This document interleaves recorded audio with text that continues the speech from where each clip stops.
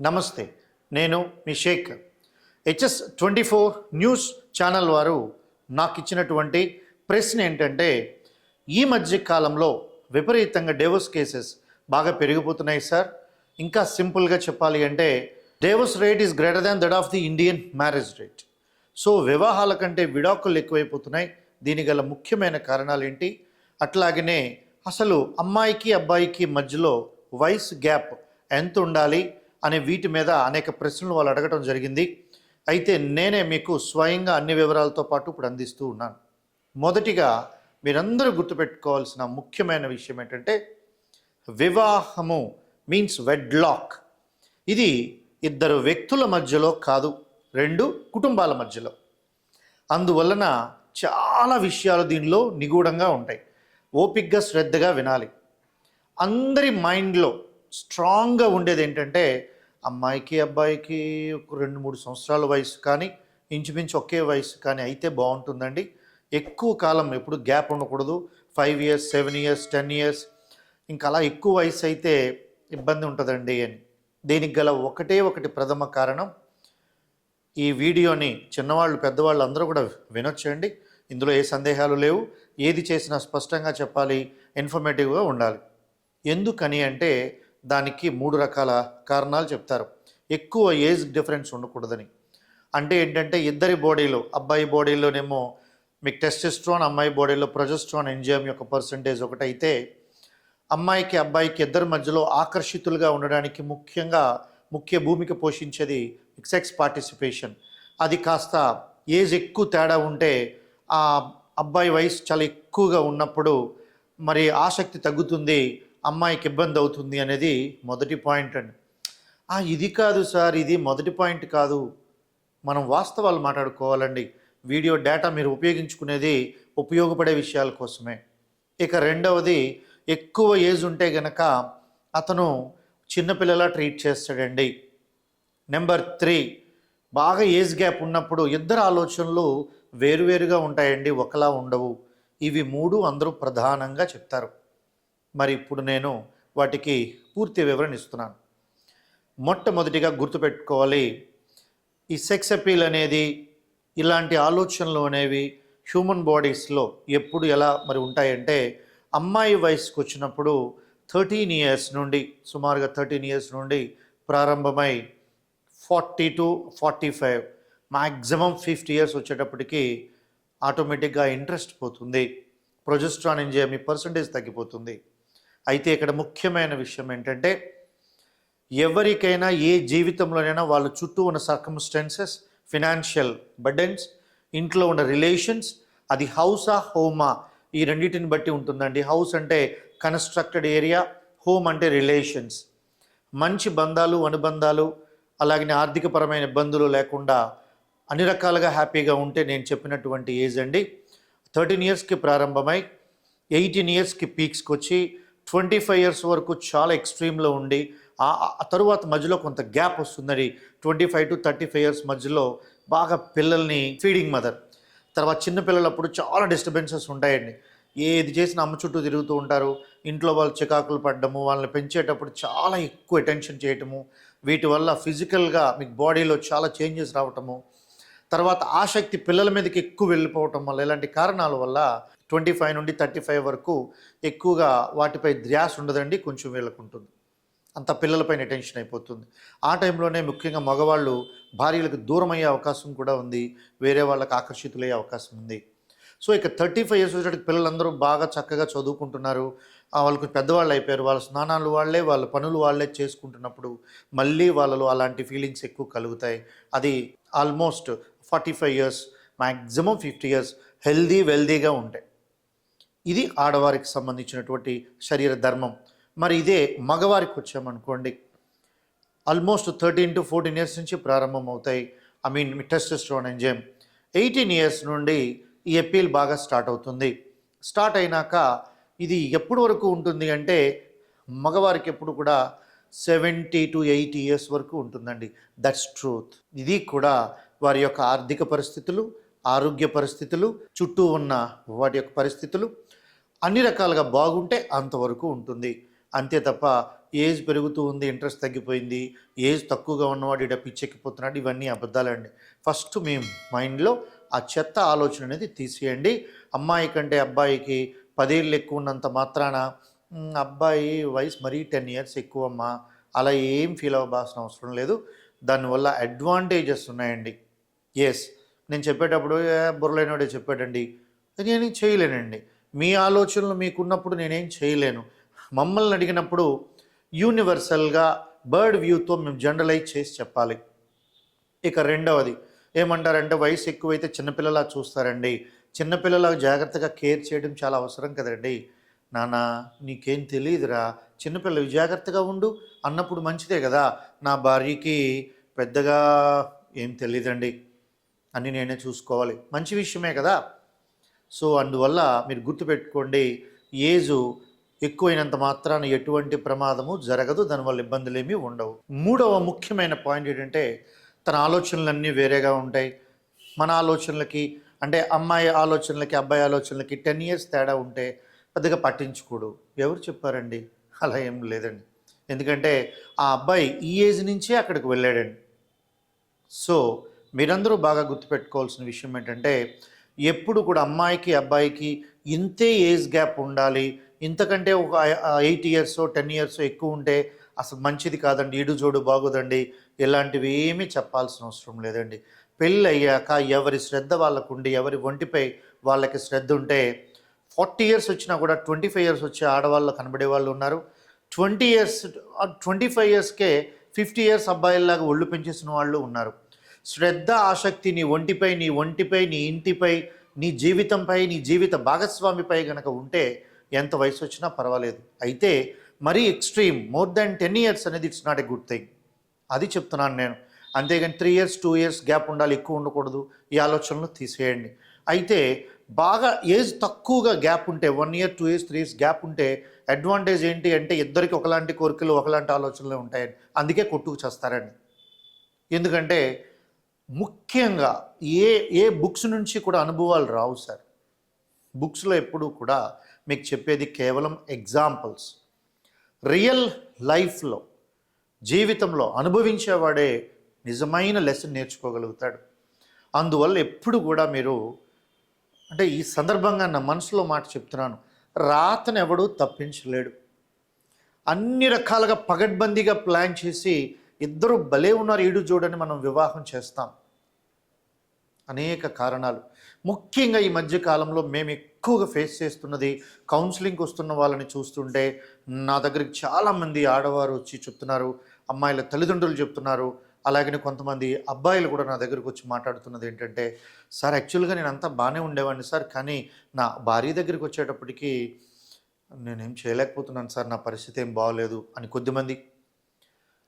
మా ఆయన ఏంటో సార్ విపరీతమైనటువంటి ఉత్సాహంతో ప్రతిదీ చెప్తాడు, కానీ సరి అయిన సమయం దగ్గరికి వచ్చేటప్పుడు నీరు గారిపోతాడు. ఏ విషయమే కాదు సార్, ఎక్కడికైనా బయటికి వెళ్ళినా కూడా ముందు వెళ్దాం అంటాడు, ఇలా వెళ్ళాము అంతే 10 నిమిషాల్లో చికాగ్గా వెళ్ళిపోదాం పదా అంటాడు. కాపురం విషయంలో అలాగే ఉంటాడు, బయట అలాగే ఉంటాడు. ఏదైనా వస్తువు కొందాం షాపింగ్ అంటే ఇలా వెళ్తాడు, 10 నిమిషాలు చాలు ఇంకే 10 ఇంటికి వెళ్ళిపోదాం అంటాడు. ఏంటి సార్ ఈ తలనొప్పులన్నీ కూడా? ఎవరి రాత్రిని బట్టి వాళ్ళు చూసుకోవాలి. కాకపోతే వీడియో ఎందుకు చేస్తున్నాము అంటే కొన్ని క్రైటీరియాస్ అందరూ కూడా రాంగ్గా తీసుకుంటున్నాను మైండ్లో. సో మీరు అందువల్ల గుర్తుపెట్టుకోండి, ఏజ్ గ్యాప్ అనేది 1 2 3 4 సంవత్సరాలు అయితే కనుక దీనివల్ల ప్రమాదం చాలా ఎక్కువ ఉందండి. ఏంటి ఆ ప్రమాదము అంటే ఇద్దరికీ మెచ్యూరిటీ ఉండదండి. చదువులు పీజీలు చేయొచ్చు, పిహెచ్డీలు చేయొచ్చు, కానీ ఏమాత్రము జీవితానుభవం ఉండదండి. అక్కడ ఏమవుతుంది అంటే చికాకులు మొదలైపోతాయి. బాబుని పట్టుకో అనగానే నువ్వు పట్టుకోలేవా, నేను పట్టుకోవాలా, లేకపోతే నేను పట్టుకోవాలా, నువ్వు పట్టుకుంటావా, దెబ్బలాట్లు. మా అమ్మ నాన్నగారు ఏంటి, మీ అమ్మ నాన్నగారు, మా అమ్మ నాన్నగారి సంగతి చూడు. ఇలా అడ్డదిడ్డమైనటువంటి చిన్న గొడవలే చిలికి గాలివానగా అయిపోయి అది పెద్ద తుఫాన్గా మారిపోయి ఇద్దరు జీవితాలు విడిపోయే అవకాశాలు ఉన్నాయి. ముఖ్యంగా బాగా పేరెంట్స్ అందరూ ఎలిఫెంట్ పేరెంటింగ్ చేసేస్తున్నారు. అంటే అమ్మాయికి ఏం కావాలన్నా ఇంటికి తెచ్చి కొనిపడేస్తున్నారు. అబ్బాయికి కూడా ఏమైనా కావాలి అంటే నాన్న నాకు కొన్నాను అంటే నాన్నే షర్ట్స్. చాలామంది అంటారు మా అబ్బాయికి బట్టలు కూడా వాడికి ఏం కావాలో తెలియండి, అదేదో గొప్పగా చెప్తున్నారేటండి, పనికి మళ్ళీ వెదలా తయారు చేస్తున్నారు. ఇక మా అమ్మాయి అండి వంట రాదండి, ఒకప్పుడు సంబంధాలు అమ్మాయి అబ్బాయిలు వచ్చి కూర్చొని కుటుంబాలు కూర్చున్నప్పుడు మాట్లాడేటప్పుడు, అమ్మ మీ పాపకి ఏమొచ్చు అంటే, మా పాప అన్ని వంటలు చేస్తుందండి. మా ఇంట్లో ఏ ఫంక్షన్ అయినా మా పాపే అన్నీ మా మిసెస్‌కి హెల్ప్ చేస్తుంది. అలాగనే క్లాసికల్ మ్యూజిక్ వచ్చు. తర్వాత భరతనాట్యం నేర్చుకుంది. అట్లాగనే సూయింగ్ అంటే స్టిచింగ్ ఇలాంటివన్నీ వచ్చు. ఇలా 4, 5 రకాలుగా మాట్లాడేవారు. అవన్నీ కూడా బ్రతకడానికి, బ్రతుకుని ముందుకు తీసుకెళ్ళడానికి కూడా బాగా ఉపయోగపడేవి. దాని ప్లేస్‌లో ఇప్పుడు పేరెంట్స్ ఎలా మాట్లాడుతున్నారంటే, మా పాప ఎడ్యుకేషన్ మీద కాన్సంట్రేట్ చేసిందండి. అందుకే ఎంటెక్ రీసెంట్‌గా ఫినిష్ చేసింది. వంటలైతే మరి ఎంతవరకు ఏం రావు. అదేదో పెద్ద గొప్పొస్తదని వాళ్ళు అలా చెప్తూ ఉంటారు.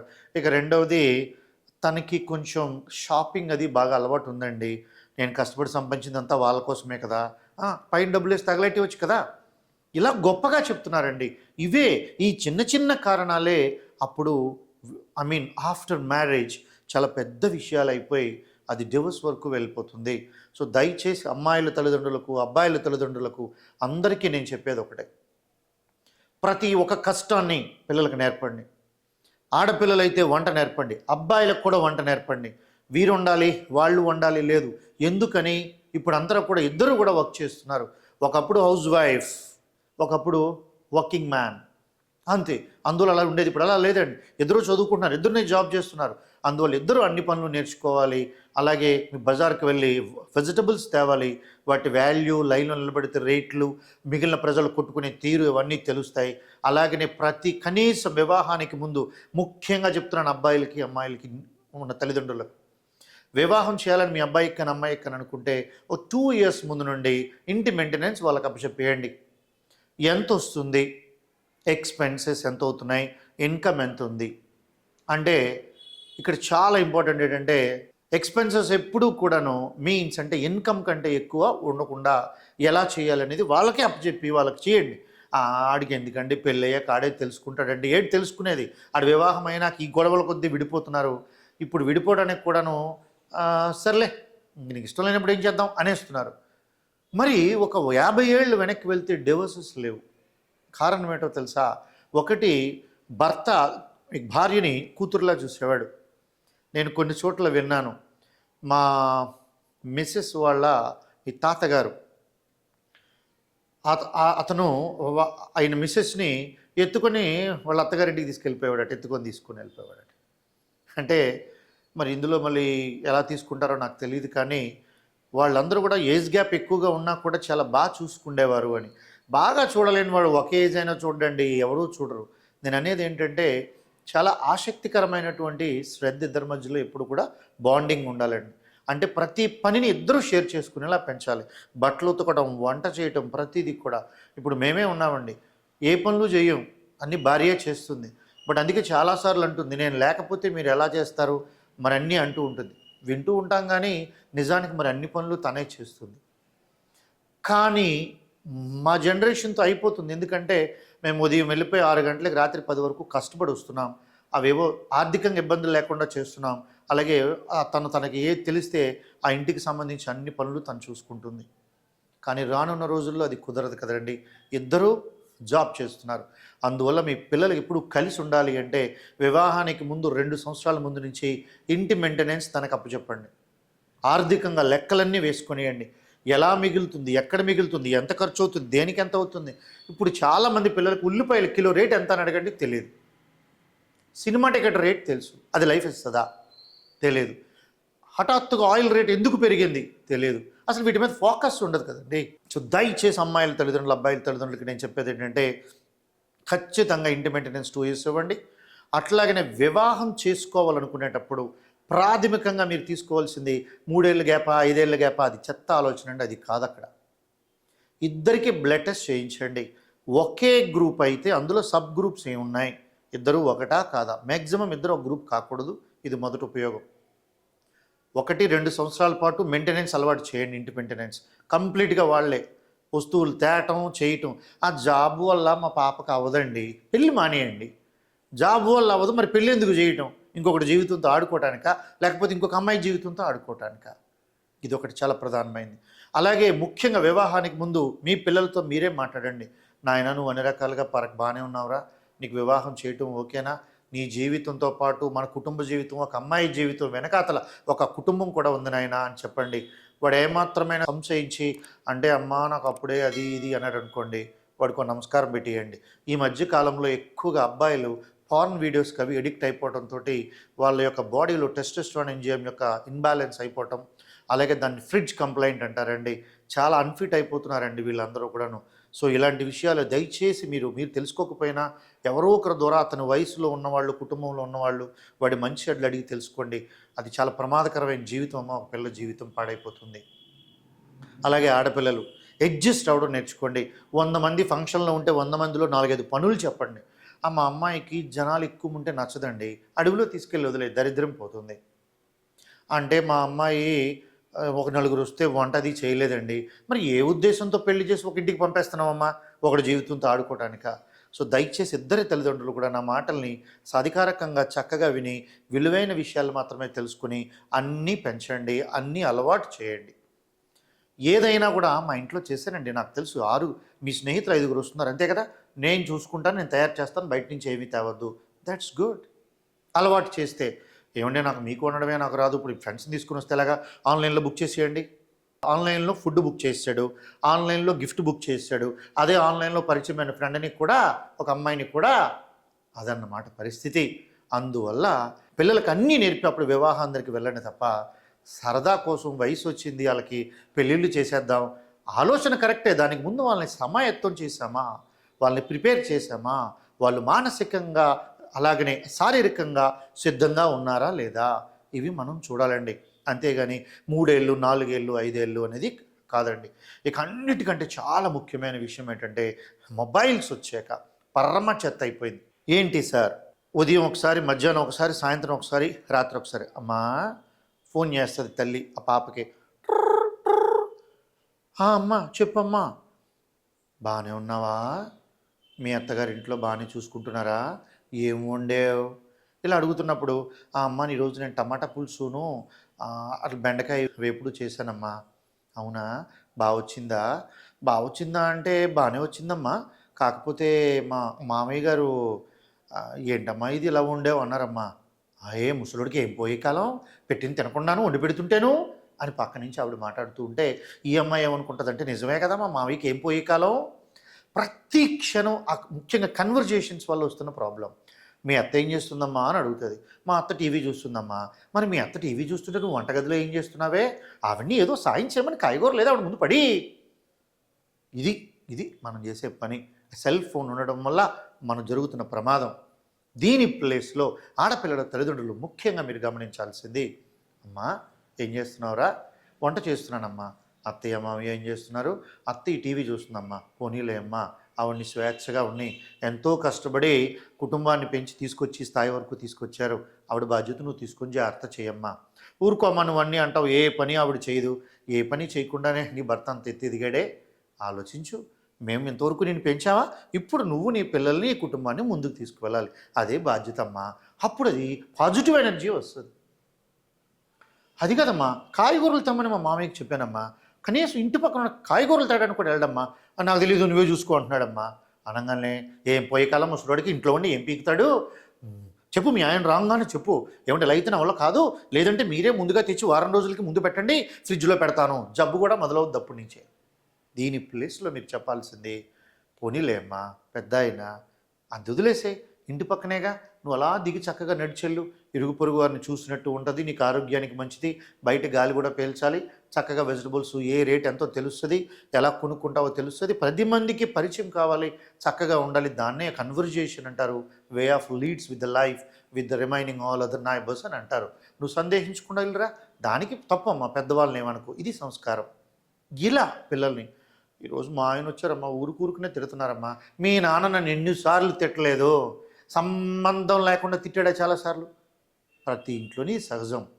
అది ఇలా మాట్లాడగలిగితే వాళ్ళలో పాజిటివిటీ వస్తుంది. అంతేగాని అడవిడ తిట్టడానికి ఏం తక్కువ చేసామని తిడుతున్నాడు, ఫోనీ నువ్వు అల్లుడికి ఫోనీ, ఏం బాబు అనగాడు, ఏ మూడ్లో ఉన్నాడో, ఏ పరిస్థితుల్లో ఉన్నాడో, ఆ ప్రైవేట్ ఉద్యోగం చేస్తూ ఎన్ని టెన్షన్లు పడుతున్నాడో, అలాంటి వాడికి ఇలాంటి ప్రశ్నలన్నీ అడిగితే ఏమైపోతుందో ఒక్కసారైనా ఆలోచించారు. ఆ చిన్న విషయం పెద్దదైపోద్ది.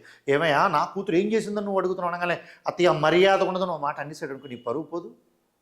దయచేసి ఆడపిల్లల తల్లిదండ్రులు చాలా విలువైన మాటలు పిల్లలకు నేర్పి, జీవితం ఎలా ఉంటుందో నీకు తెలుసు కదమ్మా, నువ్వు ఆల్రెడీ పిల్లల్ని కానీ పెంచావు కదా, మెంటల్గా ప్రిపేర్ చేసే మీ అత్తింట్లో ఇలాగే ఉంటుంది. దీని ప్లేస్లో మీరు బంగారం లాంటి కొంపమ్మ, దేవుళ్ళు లాంటి మామ, దేవత లాంటి అత్త, ఇంకా సాక్షాత్తు దేవుని కడుపులోంచి బయటకు వచ్చిన దేవుడే మీ ఆయన, ఇలా చెప్పి పంపిస్తే చిన్న తేడా వచ్చినా తట్టుకోగలరా? ప్రాక్టికల్గా చెప్పి పంపండి. ఇక అబ్బాయిల తల్లిదండ్రుల విషయానికి వద్దాం. ఏడు నాన్న ప్రతి దానికి అలుగుతుంది, అలాగదేంట్రా 60 ఏళ్ళు వచ్చిన మీ అమ్మాయి అలుగుతుంది ఇప్పటికే నా మీద, అది కదా నాన్న ప్రతిదానికి డౌట్ కాకపోతే, రేపు నాకు 65 ఏళ్ళురా, ఈ వయసులో నేను ఏం చేయాలి? ఏదో ఫోన్ వచ్చింది మా అత్త కూతురు దగ్గర నుండి, దాంతో ఎందుకు అన్నిసార్లు మాట్లాడుతాను, మొన్న మీ అమ్మ అడిగిందా లేదా? ఆడవాళ్ళురా అలా మాట్లాడకూడదు. ఇది పెద్దవాళ్ళు పిల్లలకి నేర్పించే పద్ధతి. వంట సరి చేయలేదు, చెత్త వంట, నీకు వంట రాదు, ఏమి రాదు, ఇలాంటప్పుడు ఎందుకు వచ్చావు ఇక్కడికి, ఇలాంటి మాటలన్నీ మాట్లాడతాడు.